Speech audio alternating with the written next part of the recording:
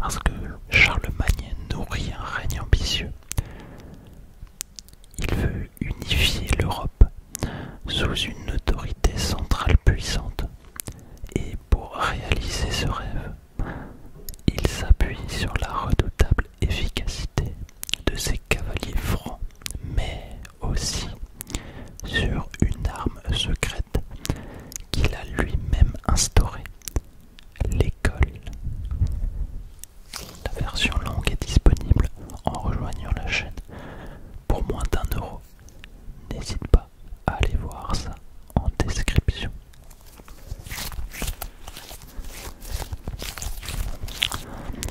À la mort de Charles Martel en 741, son fils Pépin le Bref hérite du royaume franc, mais il n'est pas roi. Ce n'est que 10 ans plus tard, c'est-à-dire en 751, avec le soutien du pape, qu'il se fait élire roi des Francs. Et c'est à peu près là que la dynastie carolingienne va commencer. Le mot carolingien vient en fait du mot Carolus. C'est le nom latin de Charlemagne en fait, tout simplement. Donc en fait carolingien, c'est tout ce qui est relatif à Charlemagne, sa dynastie, ses politiques, etc. Ces événements, voilà. Ses descendants aussi, tout simplement. Tout ce qui est relatif à Charlemagne, on dit que c'est carolingien. Carolus. Donc Charlemagne, qui est le fils de Pépin le Bref, et donc petit-fils de Charles Martel, qui a arrêté l'avancée des Arabes à Poitiers, n'est encore qu'un enfant. D'ailleurs, on ne connaît pas précisément son âge, son année de naissance, c'est-à-dire que il serait né entre 742 et 748, apparemment en avril, au mois d'avril.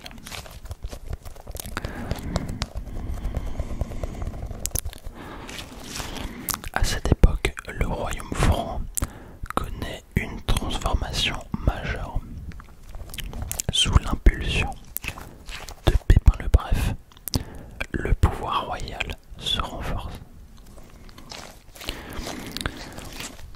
Pépin est sacré roi en 751 à Soissons, puis à nouveau en 754 à Saint-Denis par le pape Étienne II. Et donc là, Pépin obtient une légitimité religieuse inédite. Le roi est désormais vu comme un élu de Dieu, et ça à l'époque, eh bien c'était très très important. C'est un outil très puissant de gouvernance.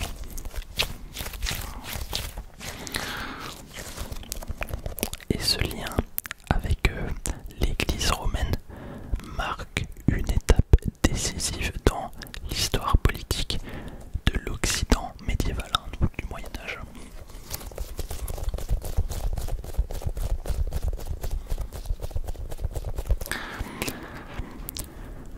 En échange de ce soutien, Pépin mène 2 campagnes militaires en Italie pour venir en aide au pape, qui est menacé par les Lombards, les fameux Lombards. Et ces victoires aboutissent à la donation de Pépin, par laquelle il remet au pape des territoires en Italie centrale. Et c'est de là que viennent les fameux états pontificaux, les états pontificaux. Mais c'est quoi les états pontificaux? On va le voir ça très brièvement quand même. C'est pas le sujet, mais c'est intéressant. En fait, les états pontificaux, ou ce qu'on appelle état de l'église, c'était des territoires, ou plutôt un territoire situé principalement en Italie centrale et qui est gouverné directement par le pape lui-même. Donc, comme un roi, le pape détient l'autorité suprême des territoires sur la justice,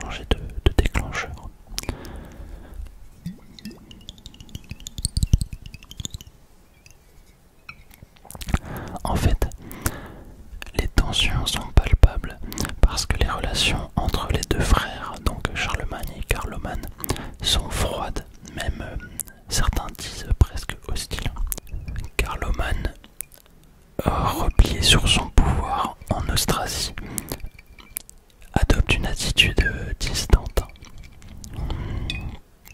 Alors que Charlemagne prend des initiatives politiques et militaires sans même consulter son frère. Et lorsque il intervient en Aquitaine en 769, Carloman refuse de le soutenir. Et bien sûr, ce refus, c'est la preuve d'un manque de solidarité entre les deux rois. Et peut-être même d'une rivalité ouverte. Alors rival, ça veut pas forcément dire ennemi, hein, mais voilà. On sentait qu'entre les deux frères, c'était pas ça quoi. En 771, Carloman meurt soudainement. Alors ne me demandez pas les causes de sa mort parce qu'elles sont inconnues. On sait juste que ça a dû être peut-être quelque chose de très rapide, hein. Donc on sait pas trop.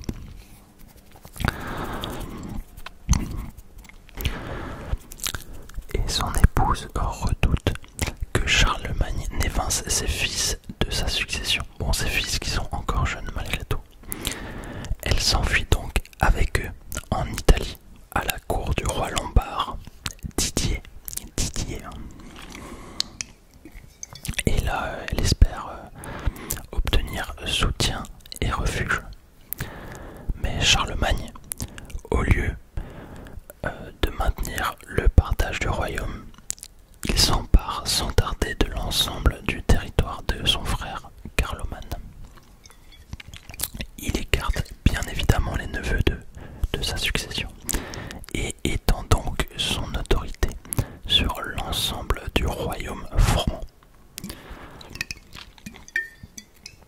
Ce geste, il est effectivement contraire à la coutume successoriale, mais malgré tout, il est accepté sans révolte majeure.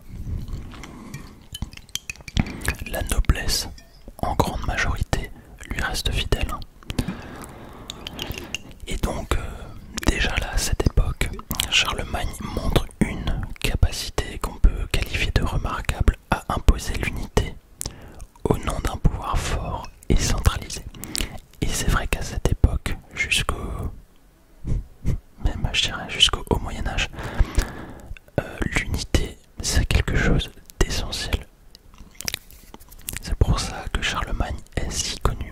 Parce qu'avec les crises de succession partout en Europe, l'unité, on la sent, on la ressent très très peu.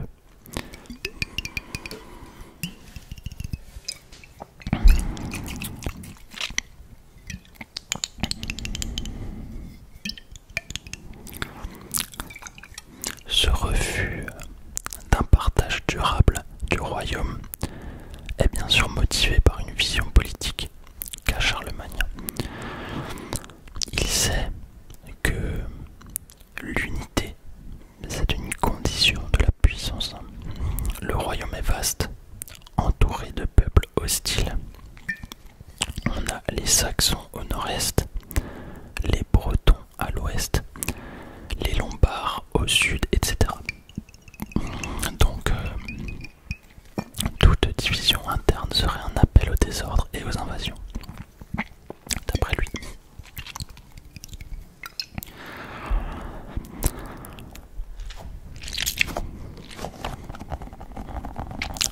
En 772, lorsqu'il convoque une grande assemblée des Francs, il expose ses projets militaires, la conquête des terres saxonnes et l'intervention en Italie, où Didier, le roi lombard, devient une menace directe.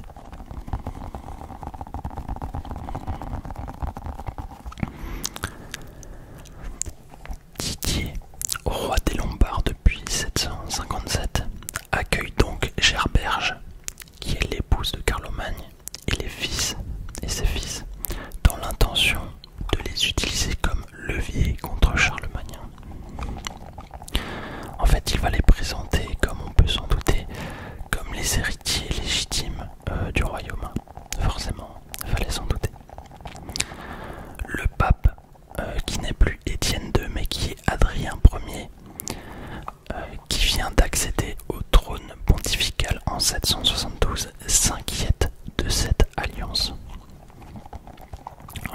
relation entre le pape et les rois lombards se dégrade depuis des décennies.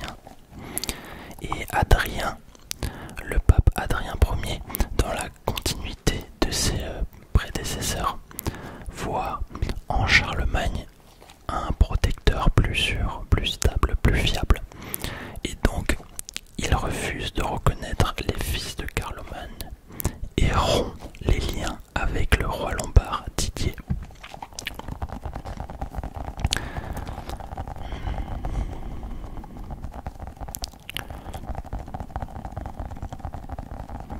D'ailleurs, à l'heure où je vous parle, le pape est décédé il y a maintenant 2 jours. C'est vrai qu'on parle beaucoup du pape actuellement, je vais peut-être faire une vidéo là-dessus, je ne sais pas. Mais après, est-ce que ça fait partie de la théologie ou pas, ou c'est plutôt un truc plus systémique, je sais pas. Parce que je ne peux pas faire d'art ou de théologie sur ma chaîne. Je ne sais pas.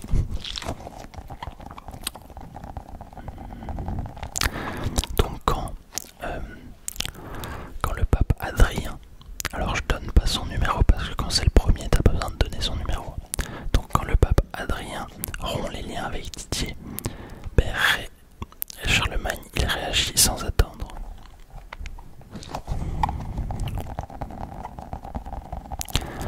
À peine informé des événements, il rassemble son armée et dès la fin de l'année 773, il entreprend de traverser les Alpes pour intervenir militairement en Italie.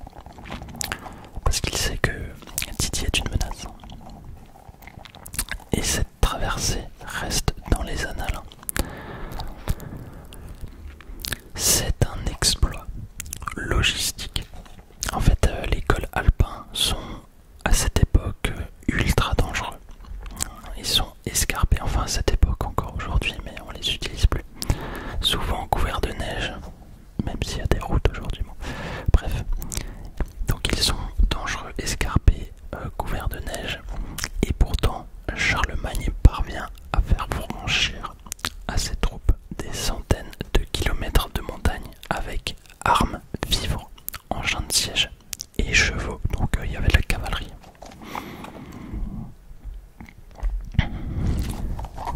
Pour éviter les embuscades et renforcer l'effet de surprise, il choisit de diviser son armée en 2 colonnes.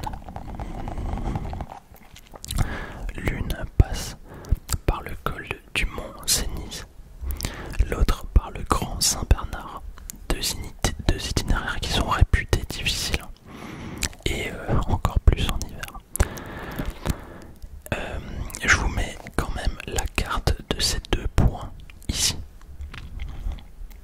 Alors bon, c'est une décision audacieuse, mais elle est payante, hein. L'effet de surprise est total. Didier, roi des Lombards, ne s'attendait pas à une action aussi rapide et directe. Charlemagne a tout de suite pris les devants. C'est ce qu'on aurait dû faire face à Hitler dans les années 30, je pense, avant qu'il envahisse la Pologne, ou même qu'il annexe les territoires. Ben là, Charlemagne l'a fait. Et ça a très bien marché.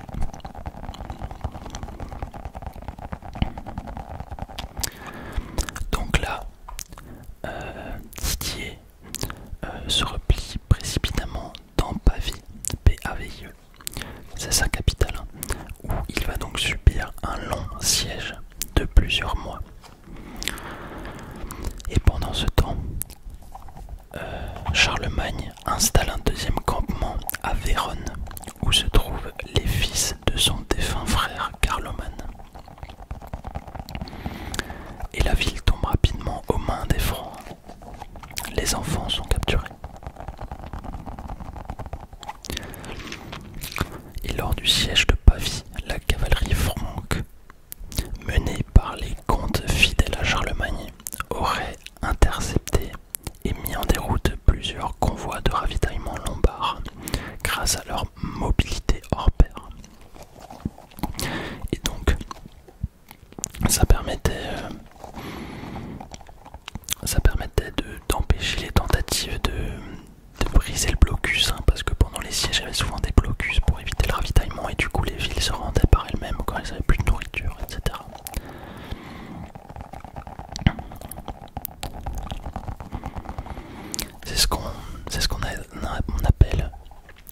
sous Charlemagne la tactique de harcèlement éclair. Donc là, cette tactique, c'est la tactique des cavaliers d'harceler les convois.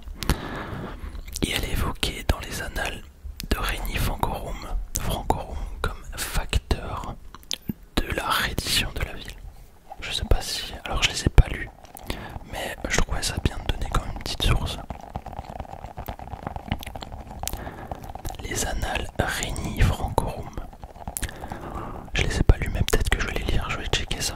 Ça peut être intéressant. Mais j'ai vu ça sur internet que ils en parlaient là-dedans. Après je vous avoue que là actuellement je suis sur des livres de vikings. Donc je suis assez chaud à faire une vidéo sur les vikings. Donc je sais pas si j'aurai le temps de lire ça tout de suite,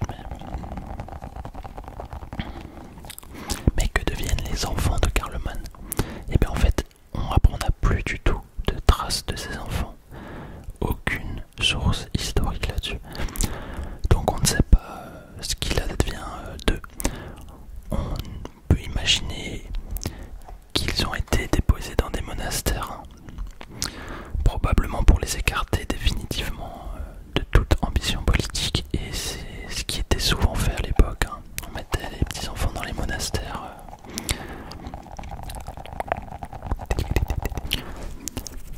Par exemple, on pouvait souvent mettre des bâtards dans des monastères pour éviter les conflits politiques de succession.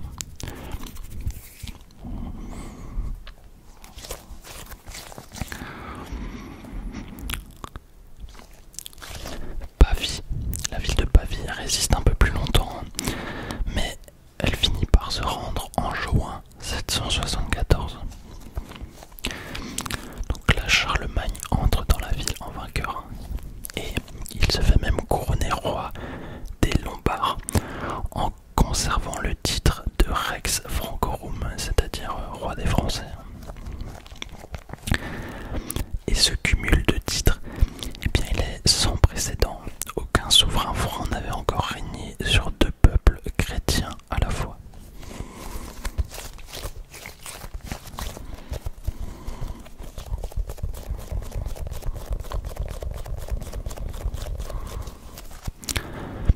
Il installe des gouverneurs francs dans les villes lombardes, mais maintient en partie les structures locales.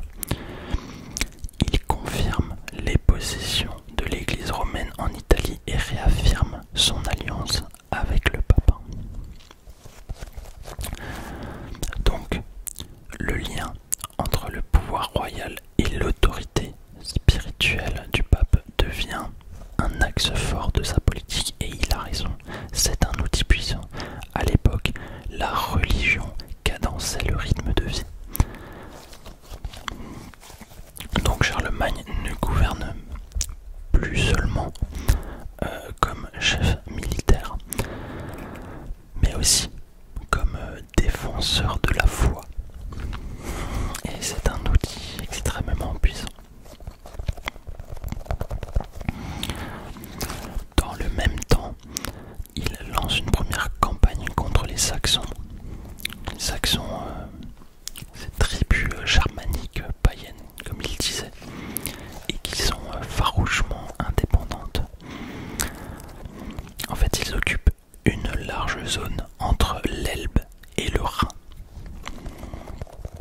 Vous savez quoi, je vais vous mettre la carte juste ici, que vous puissiez voir un petit peu où se trouvaient les Saxons à cette époque. Charlemagne veut les soumettre, mais pas seulement, il veut aussi les convertir. Et pour cela, il va jusqu'à détruire leur... Alors je ne sais plus comment ça s'appelle exactement. Irminsul. En fait, c'est un grand pilier de bois considéré comme le centre du monde chez les Saxons. Et il n'y en a qu'un seul. C'est vraiment un objet sacré à cette époque. C'est un petit peu comme ce qu'est le... Ah, j'ai oublié le nom, mais le truc pour les musulmans là. Où il tourne autour. Je suis désolé, j'ai plus le nom. Mais la théologie et moi, ça fait deux. Mais voilà, c'est comme si on détruisait ça. Vous imaginez, c'est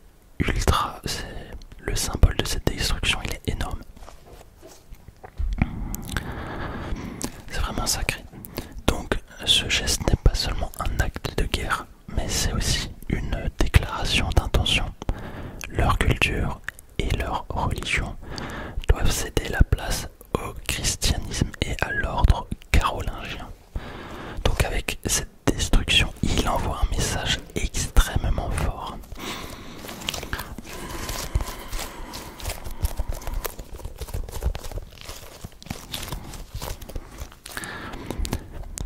Les campagnes en Saxe se poursuivent chaque année. Donc le roi impose des baptêmes de masse, il va construire des églises et installe des missionnaires. Mais les révoltes sont nombreuses.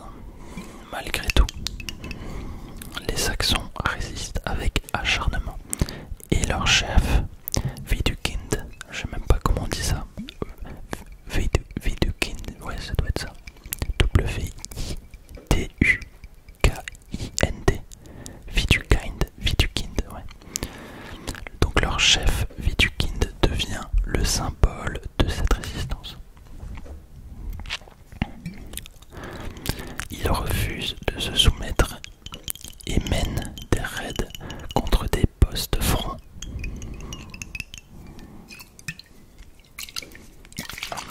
Mais en 782, Charlemagne réplique brutalement. Il ordonne l'exécution de 4500 Saxons capturés lors du massacre de Verden. Et ce massacre il est documenté par plusieurs chroniques et il choque même certains contemporains. Mais bon, comme d'habitude, il marque une volonté claire. La rébellion ne sera pas tolérée. Et Charlemagne, c'est un peu le roi des messages forts. L'expert des messages forts.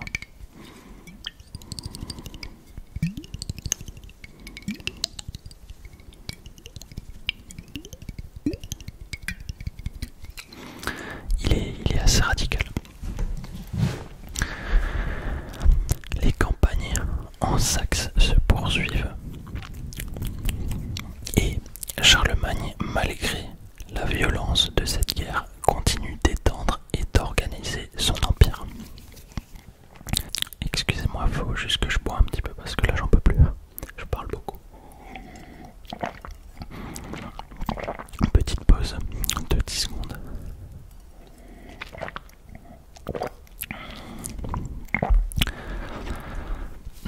Donc Charlemagne, malgré la violence de cette guerre, il continue d'étendre et d'organiser son empire. Chaque année, par exemple, il convoque ce qu'on appelle des plaids, des assemblées générales, où il consulte des comtes, des évêques et des abbés. Il promulgue des lois qui organisent à la fois l'armée, l'église, l'administration ou même l'économie. Donc voilà, il organise son empire. En 789, avec la publication de l'Admonitio Generalis. Alors ça s'écrit Admonitio Generalis, mais j'imagine qu'il faut le prononcer comme ça, Admonitio Generalis. C'est un texte législatif important. Mais là du coup, il ordonne enfin la création d'écoles dans les monastères et les évêchés de son empire. Et ça, pour différentes raisons. Mais d'abord, pour renforcer la foi chrétienne, il voulait que les prêtres sachent lire la Bible correctement. Mais c'est aussi pour unifier son empire. Parce que en formant des clercs et des fonctionnaires capables de lire, écrire et administrer, eh bien, il renforce l'unité et le contrôle de l'empire carolingien tout simplement.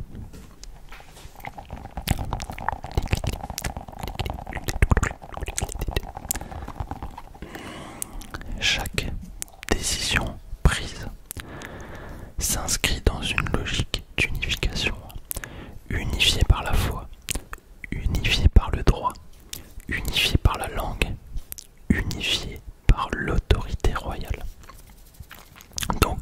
Charlemagne, ce n'est pas seulement un conquérant, mais c'est un grand réformateur. Un réformateur radical, je dirais. Mais bon, je laisse les historiens juger de cela, je n'en suis pas.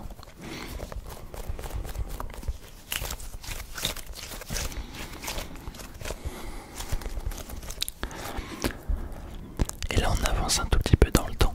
En 791, Charlemagne lance une campagne militaire contre les Avars. Donc les Avars, c'est un peuple situé à peu près en actuelle Hongrie. Et il lance cette campagne militaire pour différentes raisons. Il représente une menace, il veut les convertir et voler leurs richesses, etc. Donc Charlemagne traverse le Danube avec son armée, tandis que les Bavarois l'attaquent depuis l'ouest. Mais la campagne connaît rapidement des difficultés. Une épidémie éclate dans les rangs francs, forçant Charlemagne à interrompre l'avancée de son armée. Donc il retourne en Bavière pour préserver ses troupes. Mais la guerre contre les Avars ne s'arrête pas là. Durant les années suivantes, Charlemagne laisse le commandement à ses fils et à ses lieutenants. On a notamment, alors je ne sais pas si vous connaissez, mais le margrave Éric de Frioul et le duc de Bavière, Gérold. Et donc ces derniers mènent plusieurs campagnes dévastatrices. Donc les Avars subissent de lourdes défaites. Leur fameux Ring, Ring, centre du pouvoir fortifié, est pris et mis à sac. Et là-bas ils avaient beaucoup de richesses. Et plusieurs fois en plus, il est mis à sac. Donc d'immenses trésors sont récupérés par les Francs et envoyés directement à Aix-la-Chapelle, qui est la capitale du roi.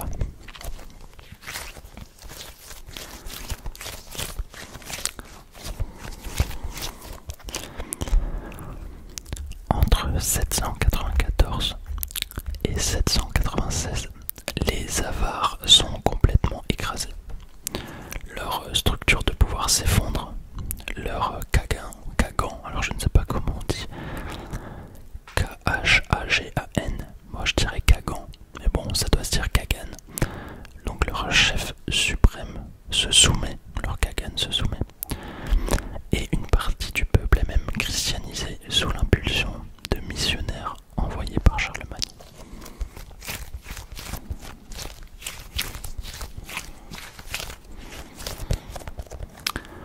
Toujours en 796, Charlemagne reçoit la soumission de ce qu'il reste de la noblesse avare. Donc là, cette victoire marque une nouvelle expansion majeure de l'empire carolingien vers l'est. Donc là, il contrôle maintenant la Pannonie. Alors je vous mets la carte de cette région juste ici. Donc la Pannonie, c'est ce qu'on voit en rouge foncé. Alors non, le rose, c'est pas l'empire carolingien, c'est l'ancien empire romain. Attention, c'est juste que j'ai pris une carte. Voilà, il me fallait une carte et j'ai que trouvé celle-ci.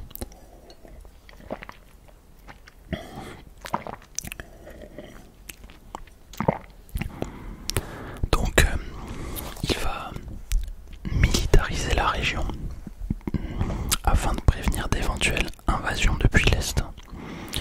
Donc on voit bien que c'est vraiment une région stratégique pour contrôler l'Est et avoir une profondeur stratégique. Chez les militaires, profondeur stratégique, ça veut dire du terrain pour pouvoir battre en retraite, s'organiser, etc. Et là, à cette époque, c'est plutôt nous qui l'avons nommé comme ça, c'est ce qu'on appelle une marche.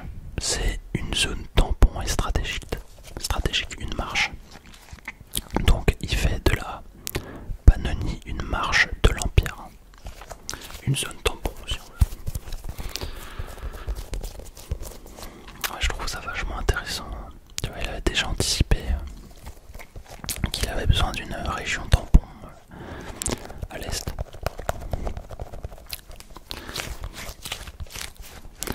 mouvement parce que avec les Coumans et tout ce qui arrivera à l'est après, c'est les Mongols et tout ça.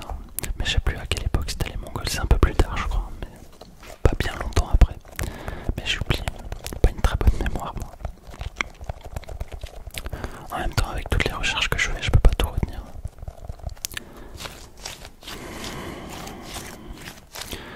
Donc cette conquête, c'est bien plus qu'un simple triomphe militaire. Elle symbolise l'extension de la chrétienté à l'Est.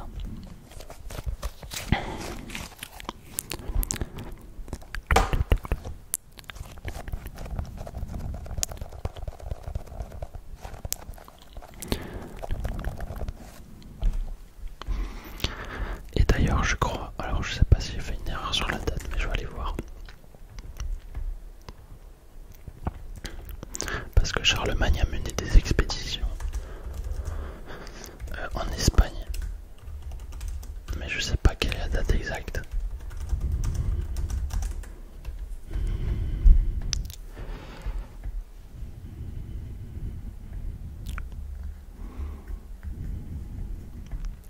Ouais, non, c'est bien en 778.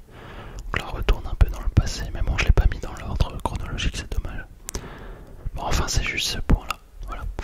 Mais oui, c'est parce qu'en 778, je vous en ai pas parlé, mais Charlemagne, il a mené une première expédition militaire en Espagne pour soutenir des chefs musulmans rebelles à l'émir de Cordoue. Parce que l'Espagne était contrôlée par les musulmans.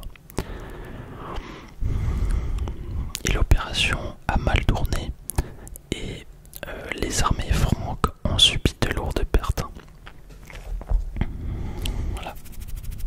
Mais malgré cet échec, ils ont toujours gardé l'ambition de sécuriser leur frontière sud et de créer une nouvelle marche en Espagne.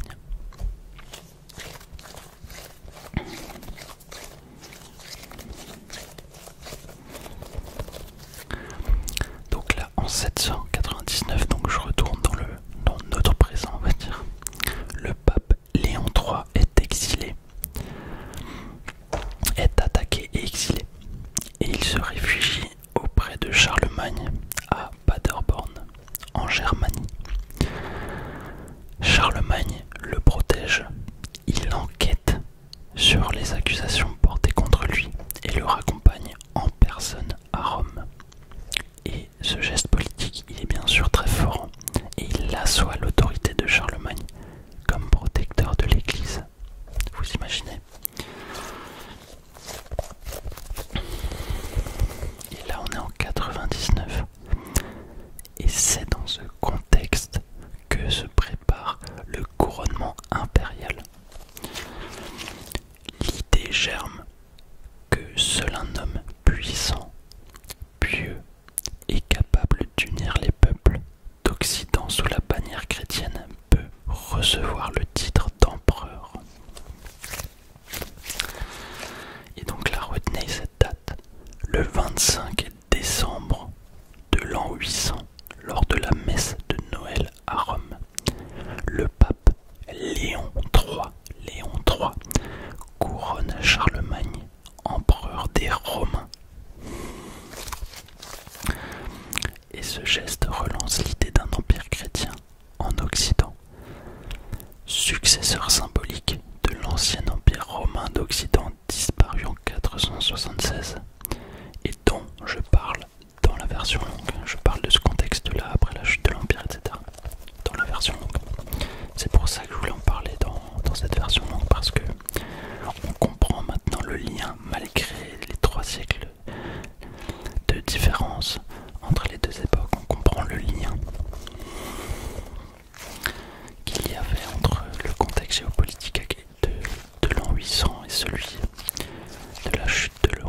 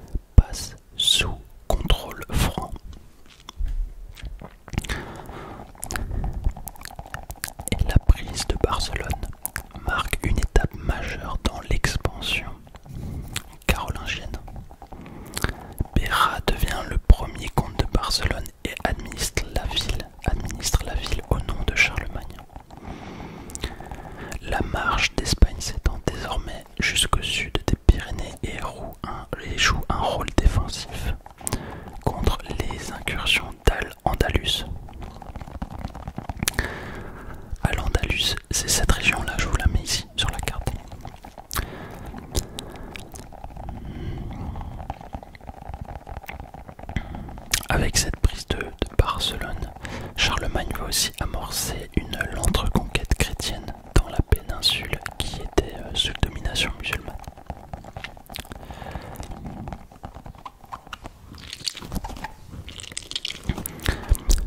En 804, après plus de 30 années de combat, Charlemagne termine sa guerre contre les Saxons. Il parvient à les soumettre entièrement et à intégrer leur territoire dans son empire. Et donc bien sûr, il impose le christianisme à cette population païenne et souvent par la force.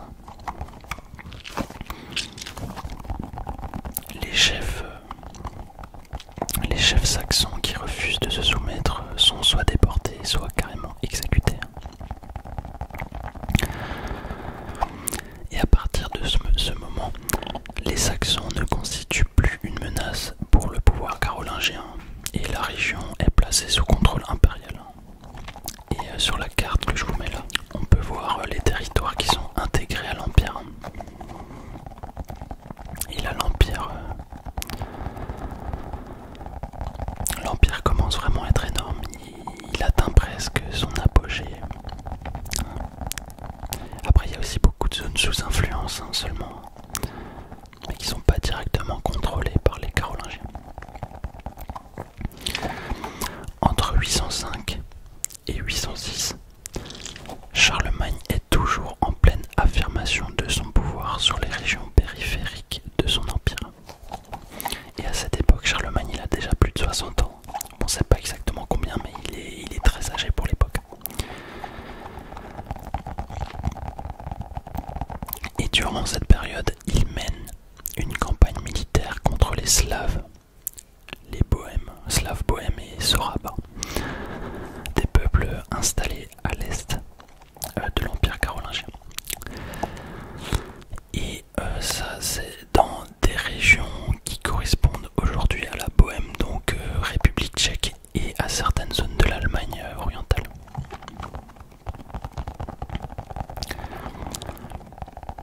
Ces peuples, bien que influencés par les royaumes voisins, résistent encore à l'autorité franque. Donc Charlemagne décide, comme d'habitude, d'intervenir militairement pour soumettre ces territoires. Mais pas seulement soumettre les territoires, il veut bien sûr consolider les frontières de l'Empire et y imposer son autorité, ainsi que l'ordre chrétien, comme d'hab, j'ai envie de dire. Le schéma se répète un petit peu.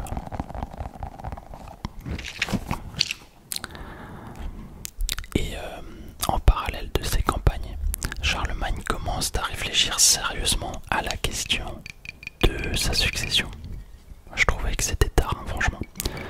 En fait, il est conscient que l'étendue immense de son empire, s'il n'est pas préparé à un partage clair entre ses héritiers, eh bien, pourrait devenir source de conflits internes après sa mort.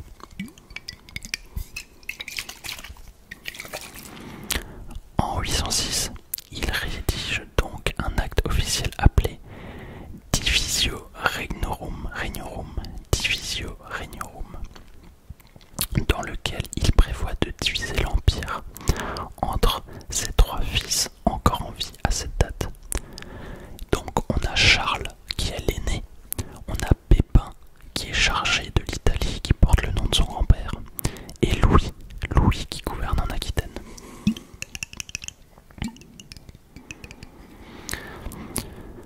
Ce document, bien sûr, il ne remet pas en question l'unité spirituelle de l'Empire, ni la suprématie de l'empereur, mais il vise à organiser la répartition du pouvoir territorial en tenant compte des réalités politiques et géographiques. Donc chaque fils se voit attribuer une partie de l'Empire à gouverner, tout en restant soumis à un pouvoir impérial centralisé.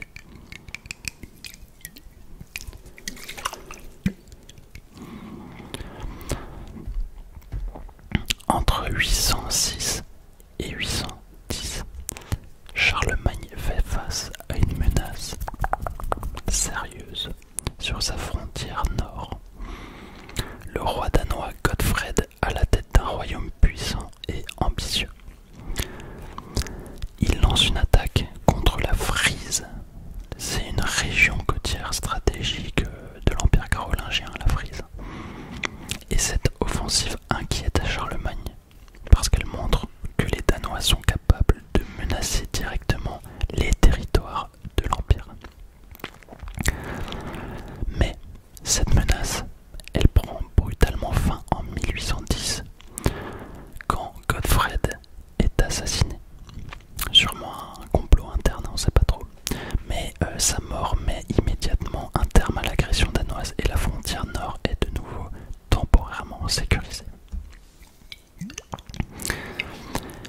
ça c'est un détail. La même année, Charlemagne subit une perte personnelle et politique majeure. Son fils Pépin d'Italie meurt. Et il régnait sur le royaume d'Italie au nom de son père, qui était l'un des piliers du plan de succession de Charlemagne. Donc sa disparition compromet l'équilibre que l'empereur avait tenté de construire un de ses fils pour assurer la stabilité future de l'Empire. Et cette mort, bien sûr, elle oblige Charlemagne à revoir la répartition de ses territoires. En 811, Michel Ier, l'empereur byzantin, accepte enfin de reconnaître officiellement Charlemagne comme empereur. Et cette reconnaissance constitue un tournant symbolique majeur parce qu'elle confirme la légitimité impériale de Charlemagne aux yeux d'une grande puissance chrétienne, Byzance.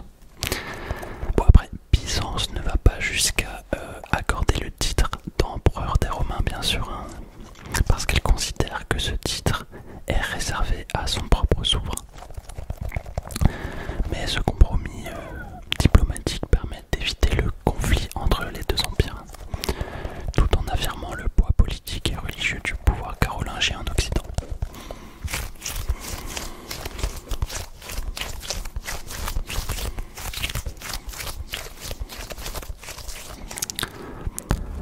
En 813, Charlemagne commence à sentir le poids des années, et il a plus de 70 ans là, et souhaite assurer une succession pacifique. Il convoque alors un grand concile à Aix-la-Chapelle, sa capitale impériale. Il y réunit les grands dignitaires du royaume, notamment des évêques, des abbés, des comtes, des hauts fonctionnaires, etc. Donc il veut préparer l'avenir de l'Empire carolingien en installant son fils Louis le Pieux comme empereur. Et lors de cette assemblée solennelle, Charlemagne place lui-même la couronne impériale sur la tête de Louis. Et ce geste revêt effectivement une forte signification politique. Il affirme la légitimité impériale de Louis. Pour éviter les luttes de succession, c'est assez essentiel pour la stabilité de l'Empire.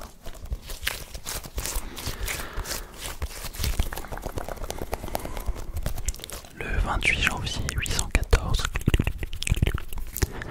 Charlemagne meurt à Aix-la-Chapelle, laissant derrière lui un empire qu'il a bâti avec une détermination exceptionnelle.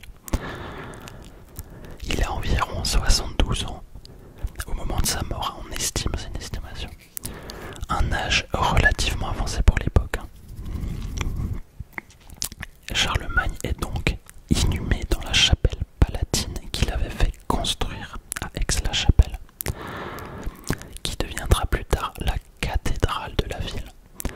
Son héritage est immense. Il a réussi à unifier une grande partie de l'Europe occidentale sous son règne. Et après sa mort, c'est son fils Louis le Pieux qui lui succède. Son règne marque le début de l'affaiblissement progressif de l'Empire carolingien. Malheureusement pour eux.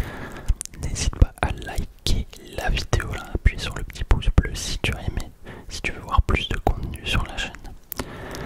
N'hésite pas à te désabonner, ce n'est pas utile si tu ne regardes que rarement mes vidéos, c'est pas la peine de t'abonner, tu peux cliquer sur te désabonner. Et je te mets la vidéo sur la guerre de 100 ans et l'histoire de